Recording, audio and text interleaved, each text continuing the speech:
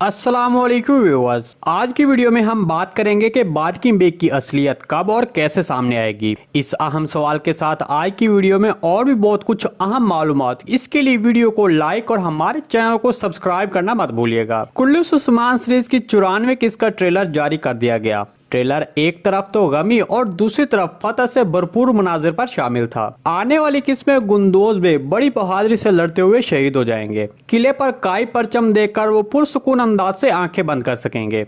तो क्या निकोला बच जाएगा? क्या होलोफिरा और अरहान बे कैदी बन जाएंगे? तो चलें आपको इन सवालात के जवाब देते हैं। गुज़िश्ता किस्त के आखिरी मंजर में एनागोल किले का दरवाजा तोड़ा गया और तुर्गुत बे और उस्मान बे अपने एलेप्स के साथ किले में दाखिल हो गए। तो अब आगे निकोला के पास दो इंतखाबात हैं। एक तो वो इज्जत के साथ लड़े और मर जाए और दूसरा वो वहां से भाग जाए।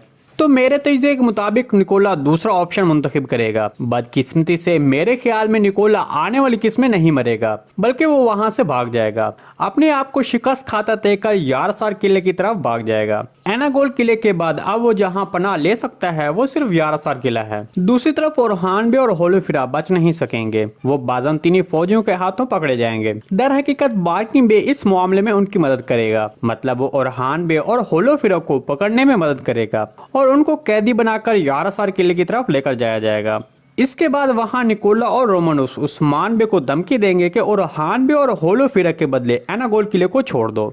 तो मेरे तजज़िये के मुताबिक उस्मान बे एनागोल किले को तुर्गुत बे की हिफाजत में छोड़कर यारसार किले की तरफ जाएगा और यारसार किले पर हमला करने की मंसूबाबंदी करेगा। चलिए अब बात करते हैं कि बार्किंग बे कब और कैसे पकड़ा जाएगा। देखिए, जैसे कि आपने गुज़िश्ता किस्त में देखा कि जब एक्टिव ने किले से खबर भेजी तो उस्मान बे समझ गया कि जिस तरह हम तक खबर पहुंच रही है उसी तरह उनका भी जासूस हमारी तरफ है जो उनको खबर पहुंचा रहा है। तो जब उस्मान बे इस बात को सोचेगा कि ये खबर किसने दी होगी कि मैंने अपने लोग बाकी कबीलों की तरफ भेजे थे, ये बात निकोला को कैसे पता चली होगी, तो तब उस्मान बे का बार्किंग बे पर शक जाएगा, क्योंकि उस वक्त उस्मान बे के साथ कुछ सरदार और उस्मान बे के अपने करीबी लेप्सी मौजूद थे। तो उस्मान बे का यहाँ पर जिस शख्स पर शक जा सकता है वो बार्किंग बे होगा, क्योंकि उस्मान बे पहले ही जानता है कि बार्किंग बे गद्दारी में मुलविस है और अब भी वो गद्दारी कर सकता है। तो अब मेरे तजज़िये के मुताबिक उस्मान बे बार्किंग बे के लिए एक खेल तरतीब दे सकता है, मतलब उसकी असलियत जाहिर करने के लिए सैलवियतून के साथ मिलकर एक मंसूबा बना सकता है।